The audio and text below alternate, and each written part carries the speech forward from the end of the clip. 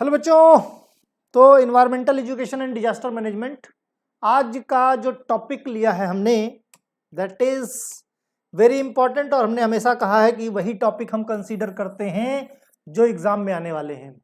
तो आज का जो टॉपिक है बायोडिग्रेडेशन और बायोडिग्रेडेबिलिटी। ठीक, तो दोनों चीजें क्या है, पहले तो दोनों में फर्क समझ लेते हैं। देखो, बायोडिग्रेडेशन मीन्स किसी चीज का लिविंग ऑर्गेनिज्म के थ्रू मीन्स उसको क्या डिग्रेड कर देना, ब्रेक डाउन कर देना, छोटे छोटे मीन्स जिन चीजों से मिलकर बना है उन्हीं चीजों में उसको सिंपलर मॉलिक्यूल में कट कर देना या डिवाइड कर देना, ब्रेक डाउन कर देना। बायोडिग्रेडेबिलिटी क्या होती है? ये उस जो मटेरियल है ये उसकी खुद की प्रॉपर्टी होती है कि वो कितनी तेजी से और किसके साथ डिग्रेड हो जाए। बायोडिग्रेडेबिलिटी क्या है? ये प्रॉपर्टी है। क्या है? प्रॉपर्टी है किसी भी मटेरियल की कि वो बायोडिग्रेड होगा या नहीं होगा, और तेजी से होता है कि देर से होता है। और बायोडिग्रेडेशन मतलब बायोलॉजिकली मींस लिविंग बीइंग्स के थ्रू किसी चीज का ब्रेकडाउन होना, सिंपलर मॉलिक्यूल्स में कन्वर्ट हो जाना, उसको बोलते हैं बायोडिग्रेडेशन। राइट, अब समझ जाओ तो बना बना के लिख डालो। इन्वायरमेंटल एजुकेशन डिजास्टर मैनेजमेंट में सिर्फ बना बना के लिखना है। ठीक है, चलो भाई शुरू करते हैं। थोड़ा सा आइडिया दे देता हूं मैं। पहले तो डिफरेंस समझो बायोडिग्रेडेशन एंड बायोडिग्रेडेबिलिटी में। मेन डिफरेंस क्या है? बायोडिग्रेडेबिलिटी क्या है? इनहेरेंट प्रॉपर्टी मींस उसकी खुद की प्रॉपर्टी है, किसी भी मटेरियल की खुद की property of organic substance to be decomposed by the action of naturally occurring microorganism such as bacteria, fungi और yeast। ये उसकी खुद की प्रॉपर्टी है कि वो किस तरीके से डिग्रेड होती है। ठीक, बायोडिग्रेडेशन मतलब इसका मतलब होता है break down of the organic substance by the help of other living organism जैसे बैक्टीरिया और माइक्रोब्स। बायोडिग्रेडेशन मतलब खुद डिग्रेड नहीं हो सकता। डिग्रेड कैसे होगा? बायोलॉजिकल सोर्सेस के थ्रू मींस कोई लिविंग ऑर्गेनिज्म जैसे बैक्टीरिया या अदर माइक्रोब्स है, उनकी मदद से ये क्या करता है? ये डिग्रेड हो जाता है। राइट, इसको बोलते हैं बायोडिग्रेडेशन। बायोडिग्रेडेबल मटेरियल कौन सा? जो डिग्रेड हो जाता है नेचुरल प्रोसेसेस से, जिसके लिए हमें अलग से कोई मशीन या किसी चीज का इस्तेमाल नहीं करना पड़ता। जैसे एनिमल एक्सक्रीटा है, प्लांट के प्रोडक्ट हैं, rubber, paper, would, leaves, cottons, wool, dead remains, है ना, लिविंग ऑर्गेनिज्म, ये जो कुछ भी है ये सब क्या है? बायोडिग्रेड हो जाते हैं। ठीक, एग्रीकल्चर वेस्ट वगैरह होते हैं। बायोडिग्रेडेबल का मतलब जीवाणु, कवक और अन्य जीवों द्वारा पदार्थों का रासायनिक विघटन, और बायोडिग्रेडेशन को बोलते हैं जैव निम्रण, है ना। तो वर्ड्स जो है काफी कठिन है, ध्यान देना इन चीजों को। ओके, बायोडिग्रेडेबिलिटी जीवित जीवों द्वारा पानी, कार्बन डाइऑक्साइड, मांस पदार्थों द्वारा ये जैविक क्षरण क्षमता, हमने कहा ना डिग्रेडेशन क्या, उसकी इनहेरेंट प्रॉपर्टी, खुद की प्रॉपर्टी है, तो उसकी क्षमता की किस तरीके से वो डिग्रेड होता है। जैविक क्षरण मींस बायोलॉजिकल सोर्स के थ्रू वो किस तरह से डिग्रेड होता है, ये उसकी खुद की कैपेसिटी होती है, उसकी खुद की प्रॉपर्टी होती है, उसको बायोडिग्रेडेबिलिटी बोलते हैं। ठीक, अब biodegradation process by which the substance broken down, environment effect by living organism, जो हमने बताया। ऑर्गेनिक मटेरियल जो भी होता है वो एरोबिकली और एनारोबिकली दोनों तरीके से डिग्रेड होता है, एरोबिकली और anaerobically. Biodegradable materials are generally organic substances that provide the nutrition. ये क्या होते हैं भाई? किसी भी कोई भी चीज है, जैसे सपोज करो घर में रोटियां बनाई, है ना, कोई भी फूड प्रोडक्ट है, कोई फ्रूट लेके आए, बाहर फेंक दो, देखो उसमें कितने सारे बैक्टीरिया वगैरह आ जाएंगे।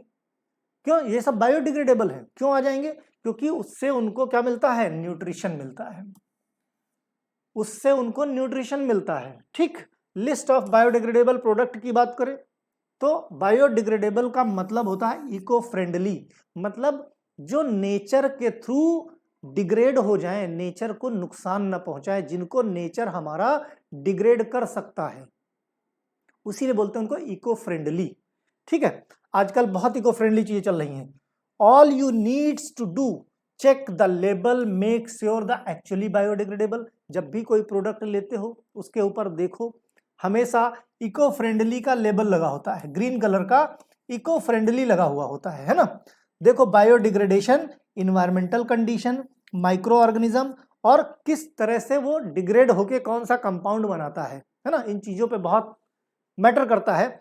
बायोडिग्रेडेबल जो चीजें होती है, जैसे बायोडिग्रेडेबल डिटर्जेंट होता है, लेमन बैटरीज जो आती हैं, प्लांट के पेस्टिसाइड्स हैं, वेस्ट बैग हैं, जो वेस्ट बैग आते हैं एक्सक्लूडिंग प्लास्टिक, प्लास्टिक के बैग जल्दी नहीं होते, कपड़े के बैग आते हैं है ना, कागज के बैग आजकल चलन में आ गए हैं, तो ये सब चीजें बायोडिग्रेडेबल है।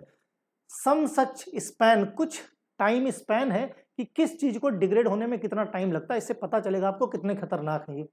जैसे केला खाते हो, केला के पील्स फेंक देते हो, उसको क्या करो, मिट्टी में फेंक दो, देखो लगभग 1 हफ्ता लगता है उसको डिग्रेड होने में अप्रॉक्स, राइट। कॉटन का कपड़ा फेंक दो मिट्टी में, 1 से 5 महीना लगता है उसको डिग्रेड होने में, मीन्स कंप्लीट वो मिट्टी में का मिट्टी बन जाएगा वो, राइट। पेपर ले लो, 2 से 5 महीने लग जाता है। वूल ले लो, 1 से 5 साल लग जाता है ऊन को, है ना, डिग्रेड होने में। नायलॉन ले लो, 30 से 40 साल लग जाता है इसको डिग्रेड होने में। सोचो लेवल देखो कि ये चीजें कितनी खतरनाक हैं और ये हमारे इन्वायरमेंट में एज इट इज पड़ी रहती हैं। थिन प्लास्टिक, पतला प्लास्टिक 10 से 20 साल लग जाता है, पतली पतली झिल्लियां। थिक प्लास्टिक, मोटा जो प्लास्टिक होता है 500 ईयर्स, 500 साल लगता है उसको डिग्रेड होने में, 5-6 पीढ़ियां निकल जाती हैं 500 साल में तो, ठीक है। ऑरेंज पील, जो संतरा खाते हैं, ऑरेंज पील क्या 6 महीना लगता है इसको डिग्रेड होने में, राइट। पत्तों, ये जो लीव्स होती हैं है ना, प्लांट्स की लीव्स होती हैं, लगभग 1 साल। प्लास्टिक के जो बैग आते हैं पतले पतले प्लास्टिक, 10-20 साल लग जाता है इसको। लेदर के जो शूज होते हैं खराब हो जाते हैं, लोग फेंक देते हैं, 25 से 40 साल इसको लग जाता है डिग्रेड होने में। टिन के केन, जो कोल्ड ड्रिंक वगैरह पीते रहते हो, पी के फेंक देते हो, या और भी टिन के बहुत सारे बर्तन आते हैं, लगभग 50 से 100 साल लग जाता है इसको डिग्रेड होने में, ठीक। एल्यूमिनियम के केन्स होते हैं, एल्यूमिनियम के केन्स कितने 100 से 80 से 100 साल इसको। ग्लास की जो बॉटल्स होती हैं जो सबसे खतरनाक होती हैं, 1 मिलियन ईयर, 1 मिलियन ईयर लग जाते हैं इसको डिग्रेड होने में कंप्लीटली। तो हम प्लास्टिक प्लास्टिक चिल्लाते हैं और खतरनाक चीज तो ये बैठा है, बात समझे। तो इस तरीके से सोच के देखो कि इनका डिग्रेडेशन होता है और कितना समय लगता है, ठीक। टाइप ऑफ बायोडिग्रेडेबल प्रोडक्ट की बात करें तो बायोडिग्रेडेबल बैग आते हैं, है ना, बायोडिग्रेडेबल फिल्म्स आती हैं, रेजिन्स जो यूज किए जाते हैं बहुत सारे बैग यूज करने में, फूड सर्विसेज में और मैनी अदर प्रोडक्ट्स के इस्तेमाल में, ठीक है। अगर हम पैकेजिंग मटेरियल की बात करें तो ऑर्गेनिक वेस्ट जैसे फूड है, प्लांट है, ग्रास है, ट्री लीव्स है, मटेरियल्स है, ये नेचुरली ब्रेक डाउन हो जाते हैं, इसलिए इनके बैग्स बनाने चाहिए, ठीक। प्लास्टिक की सिंपली बात करें तो बायोडिग्रेडेबल प्लास्टिक होता है और नॉन बायोडिग्रेडेबल प्लास्टिक भी होता है। तो biodegradable plastic is able to break down, आसानी से टूट जाता है, आसानी से डिग्रेड हो जाता है, ठीक है। उसको सनलाइट में डंप कर दो, या तो किसी मिट्टी में डंप कर दो या सनलाइट में छोड़ दो, कुछ समय के बाद वो डिग्रेड हो जाता है, ठीक। How it is made by using additives, कैसे बनता है ये, इसके एडिटिव्स जैसे इकोलाइट और कॉर्न स्टार्च, बनता भी ये नेचुरल प्रोडक्ट से ही है, which help the plastic degrade. यही कॉर्न स्टार्च और इकोलाइट से चूंकि ये बनता है, तो यही वो रीजन होता है जिनकी वजह से ये बायोडिग्रेडेबल होता है, ठीक है। Biodegradable plastic, plastic that has been treat to be easily broken down by micro organism and return to the nature. जो बायोडिग्रेड हो जाता है वो नेचर का नेचर में, फिर जहां मिट्टी से बना और मिट्टी में बदल गया, जैसे इंसान है, मरने के बाद उसको कुछ लोग जला देते हैं, कुछ लोग दफना देते हैं। दफना भी दोगे तो एक लंबे समय के बाद वहां कुछ नहीं मिलेगा, हड्डियां भी नहीं मिलेंगी, बराबर। तो हड्डियां भी नहीं मिलती हैं, वो भी सब जाके दफन हो जाती हैं। Biodegradable plastic depends the chemical structure of the material. जो बायोडिग्रेडेबल प्लास्टिक है ये भी कई तरीके का होता है, डिपेंड करता है किन किन चीजों से मिलकर बना है ना भाई। जैसे सिंपल है, अगर वो कॉर्न स्टार्च इकोलाइट से मिलकर बना है तो कम समय में डिग्रेड हो जाएगा, इसी में कुछ और एडिटिव्स मिला दिए गए तो लंबा समय हो सकता है इनके डिग्रेड होने का, राइट। अब जैसे बहुत सारे रीयूजेबल प्लास्टिक्स होते हैं, कोई भी प्रोडक्ट आपने ले लिया प्लास्टिक का, कोई भी प्रोडक्ट प्लास्टिक का लिया, ठीक, इसको फेंक दिया, डिग्रेड होना होगा ना, फेंक दिया, डिकम्पोज होगा, डिकम्पोज होकर कार्बन डाइऑक्साइड निकालेगा। कार्बन डाइऑक्साइड, ये कार्बन डाइऑक्साइड क्या करेगा, प्लांट जो है फोटोसिंथेसिस में इस्तेमाल कर लेगा। प्लांट क्या करेगा, सनलाइट से सन लेगा और इधर से कार्बन डाइऑक्साइड लेगा, और ये क्या बनाएगा, कन्वर्जन ऑफ प्लांट मटेरियल, एक तो फूड बना लिया, और फिर इस प्लांट से फिर रीयूज करके क्या बनाया इन्होंने, मोल्डिंग वोल्डिंग करके प्लास्टिक बना लिया, ठीक। फिर इस तरह से प्रोडक्ट, तो इस तरह से बहुत सारी चीजें हैं जो रिसाइकल्ड की जाती हैं, रिसाइकल करके बनाई जाती हैं। ये जरूरी क्यों है बायोडिग्रेडेबल, मतलब एक रिसर्च बताती है millions of marine animals, millions of birds हर साल सिर्फ नॉन बायोडिग्रेडेबल मटेरियल की वजह से जिनकी जान चली जाती है, ठीक। देखो मैरीन्स में, समुद्रों में फेंक दिया जाता है ना। अब जैसे पंछी है, कोई नुकीली चीज फेंक दिया, इसकी चोंच में फंस गई, अब ये चोंच नहीं बंद कर पा रही अपनी, है ना। इन सब चीजों, भी मैरीन एनिमल्स हैं, उनकी आदत है क्या, सब कुछ निगल लेने की, ब्लेड हो गए, प्लास्टिक, न जाने कितने जानवर हैं। लोग सिंपली सेविंग ब्लेड की बात करता हूं, सेविंग इस्तेमाल करते हैं, सेविंग ब्लेड, और ऐसे ही फेंक देते हैं कूड़े के साथ। अब कूड़े के साथ जानवर ने उसको खा लिया, अब जानवर चिल्ला नहीं सकता, गले में कुछ अटक गया, हम लोग तो बोल सकते हैं, चिल्ला सकते हैं, रो सकते हैं, हमको डॉक्टर के पास ले, जानवर क्या करेगा, सोचो, गले में चारे के साथ फंस गया, ना तो वो निकाल पा रहा है, ना वो निगल पा रहा है। इस तरीके टूटी हुई सुई, न जाने क्या क्या हम फेंकते हैं बिना रिजल्ट की चिंता करिए।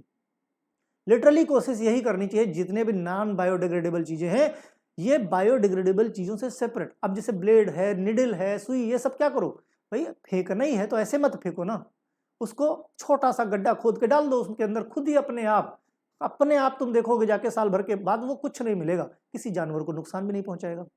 सोच के देखो, उस जानवर की जिसके पेट, जिसके गले में सुई या ब्लेड फंस गई है, तो मैंने छोटा सा एग्जांपल दिया, बहुत सारे ऐसे हजारों लाखों के एग्जांपल ऐसे ही थोड़ी। ये रिसर्च बताती है कि मिलियंस ऑफ बर्ड और मिलियंस ऑफ मैरीन एनिमल्स सिर्फ और सिर्फ हम लोगों की बेवकूफी की वजह से मरते हैं। सोच के देखो कितना पेनफुल होगा, बराबर।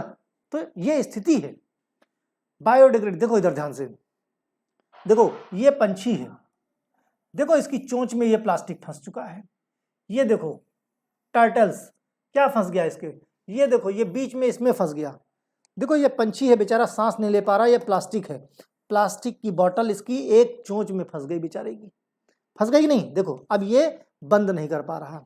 इधर ध्यान से देखो, ये सब तुम लोग रोज फेंकते हो, रोज फेंकते हो। रिसर्च देखो, ये देखो इसके मुंह में ये अटक गया जाके गोला, ठीक है। देखो ये देखो पंछी फंसे हुए हैं, ये तो स्थिति है। अब हम लोगों को रिजल्ट नहीं पता और हम लोग सिंपली इनको फेंक देते हैं। सोच के देखो इन जानवरों की क्या स्थिति होगी। कोई बड़ी चीज नहीं है ये, दिस वन कुछ बड़ी चीज नहीं है, हमारे पास फंस जाए हम लोग निकाल सकते हैं। ये पंछी समुद्र के किनारे, तालाब के किनारे तड़प रहा है भूख से, क्योंकि चोंच बंद नहीं कर सकता, अपने बच्चों के लिए खाना नहीं लेके जा सकता। सोच के देखो, तुम्हारे मुंह में कोई ईंटा फेंक दे, ईंटा डाल दे और मुंह खुला रह जाए, तुम बंद ना कर पाओ, सोचो कितनी ज्यादा प्रॉब्लम होगी। सोच के देखो, इन चीजों को, बहुत नेचुरल चीजें हैं जो हम इंसान कितना ज्यादा नेचर को भी नुकसान पहुंचा रहे हैं और भगवान के बनाए हुए दूसरे जानवरों को भी कितना पेन दे रहे हैं अपने खुद के सर्वाइवल की वजह से। है बात कि नहीं? सोचो इनको कितनी समस्याएं हैं, सोच के देखो। जस्ट देखो, पढ़ाई लिखाई अपनी जगह, ह्यूमैनिटी भी कोई चीज होती है, राइट। बायोडिग्रेडेशन में देखो, मेन नॉन बायोडिग्रेडेबल प्रोडक्ट देखो, ये अर्थ है, और अर्थ क्या है, ये जल रही है। किससे जल रही है? ग्लोबल वार्मिंग से जल रही है। ये ग्लोबल वार्मिंग के लिए रिस्पॉन्सिबल कौन है? कौन है रिस्पॉन्सिबल? ये रिस्पॉन्सिबल है non biodegradable products. Non biodegradable products भरे पड़े हैं, तो वो डिस्ट्रॉय नहीं होते, वो नुकसान पहुंचाते रहते हैं हर पल। इसीलिए हमको कोशिश करनी चाहिए नॉन बायोडिग्रेडेबल प्रोडक्ट का इस्तेमाल कम, रीयूज प्रोडक्ट को क्या करो, जो नॉन बायोडिग्रेडेबल उनको रीयूज करने की कोशिश करो, रिपेयर कोशिश करने करो, रिसाइकिल करने की कोशिश करो। नेचर में ऐसे ही बिल्कुल मत फेंक दो, क्योंकि वो नेचर को नुकसान पहुंचाएंगी।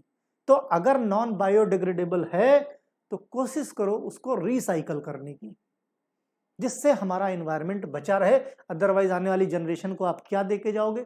सोच के देखो, हम लोग जब छोटे थे, लिटरली बताता हूं, 40 डिग्री सेल्सियस टेम्परेचर भयंकर गर्मी में नहीं पहुंचता था। मैं खुद अपनी बात करता हूं, जिस गांव में रहता था, मैं 5th क्लास में था, 5th क्लास में, तो सबसे पहली बार मैंने लाइट देखी 5वीं क्लास में। हमारे 5वीं क्लास तक लाइट नहीं थी, लालटेन में पढ़ते थे। जब लाइट नहीं तो पंखा नहीं, गर्मियों में भी बाहर सोते थे आराम से, ना तो इतने मच्छर थे ना इतनी गर्मी थी। अब ग्लोबल वार्मिंग की वजह से देखो, नॉर्मल डेज में 45 डिग्री सेल्सियस पहुंच जाता, बिना एसी के लोग रह नहीं पा रहे हैं। तो ये समस्याएं हैं, इसके लिए रिस्पॉन्सिबल हम ही लोग हैं। तो आने वाली जनरेशन को आप क्या देके जाओगे? खुद सोचो ना। ठीक, तो ग्लोबल वार्मिंग के लिए रिस्पॉन्सिबल यही है, biodegradable and now this one of the best. तो कोशिश यही करनी चाहिए सभी कंट्री को अपने इन्वायरमेंट को बचाने के लिए। किसके लिए? Biodegradable, protect the environment, harmful material and waste material का इस्तेमाल सबसे कम, बायोडिग्रेडेबल मटेरियल का इस्तेमाल हम ज्यादा करेंगे। Many of this successful way, कैसे? वार्निंग पीपुल्स को हम वार्न कर सकते हैं, नेचर को बचाने के लिए उनमें अवेयरनेस ला सकते हैं। ठीक है, there are some way to use the scientific material healthy way, है ना। तो जो भी मटेरियल्स हैं उनको साइंटिफिक वे से हम रिसाइकिल करके जो अनहेल्दी हैं उनको हम हेल्दी चीजों में कन्वर्ट कर सकते हैं, राइट। फैक्टर्स क्या है? Composition of the microbial community, है ना, presence of oxygen and nutrition, abiotic factor, temperature, pH, salinity, क्या क्या है, ये सारे फैक्टर्स हैं जो बायोडिग्रेडेशन के लिए रिस्पॉन्सिबल होते हैं। सनलाइट कितना है, पानी कितना है ना, प्रीडेशन, सिनर्जी, ये सारे फैक्टर्स हैं जो कहीं ना कहीं बायोडिग्रेडेशन को अफेक्ट करते हैं, राइट। एडवांटेज बायोडिग्रेडेबल का, जहां इस्तेमाल किया वहीं वो डिस्ट्रॉय हो जाता है, परमानेंटली वेस्ट एलिमिनेट हो जाता है ना, बहुत सस्ता पड़ता है, डिस्ट्रक्शन आसानी से हो जाता है ना, एलिमिनेट लॉन्ग टर्म लाइबिलिटी, लंबे समय तक नेचर पे बोझ नहीं रहता, can be coupled with other treatment techniques, बहुत आसानी से उसको ट्रीट किया जा सकता है, एलिमिनेट ट्रांसपोर्टेशन कॉस्ट, अब हमको कहीं दूर डंप नहीं करना है, जहां फेंक दोगे बायोडिग्रेडेबल है, आसानी से नेचर उसको डिस्ट्रॉय कर देगा, तो ट्रांसपोर्टेशन कॉस्ट बचती है। डिसएडवांटेज बेसिकली बहुत कम है, some chemical can not be degraded, बहुत कुछ केमिकल्स ऐसे हैं जो बायोडिग्रेडेबल प्रोडक्ट में डाले जाते हैं लेकिन वो डिग्रेड नहीं होते। तो भाई जहां 100% नुकसान हो रहा था वहां 80% फायदा हो रहा ना, सिर्फ 20% नुकसान ये बियर किया जा सकता था, ठीक है। Unknown by product can be produced, अब चूंकि ये बायोडिग्रेडेशन जो है अभी रिसेंट की रिसर्च है तो पूरी रिसर्च कंप्लीट नहीं, तो बाई प्रोडक्ट क्या क्या बनेंगे, अच्छे के साथ साथ खराब भी बन सकते हैं, है ना। Toxicity of the contaminant can be problem, तो कंटामिनेशन हो सकता है, एक्सटेंसिव मेंटेनेंस नीड, बहुत ज्यादा मेंटेनेंस की जरूरत पड़ती है, site specific requirement can be affect applicability, जिस जगह पे आप इस्तेमाल कर रहे हो वो भी देखना है कि वहां पे डिग्रेडेशन के जो फैक्टर्स हैं वो किस तरीके से इस्तेमाल हो रहे हैं, ठीक। डिकम्पोजर्स की वजह से बायोडिग्रेडेशन होता है। इसी में एक चीज ये भी समझो, नॉन बायोडिग्रेडेबल वो चीजें होती हैं जो आसानी से डिकम्पोज नहीं होती हैं, किसके? बैक्टीरिया और अदर ऑर्गेनिज्म की मदद से, उनको हम बोलते हैं नॉन बायोडिग्रेडेबल। तो इस तरह से बायोडिग्रेडेबल और बायोडिग्रेडेबिलिटी, है ना, ये चीज टॉपिक हमारा खत्म हुआ। अगर देखो वही है वो सारे क्वेश्चंस हैं जो एग्जाम में आने वाले हैं, इनको ऐसे ही समझ के लिख देना। Okay, bye.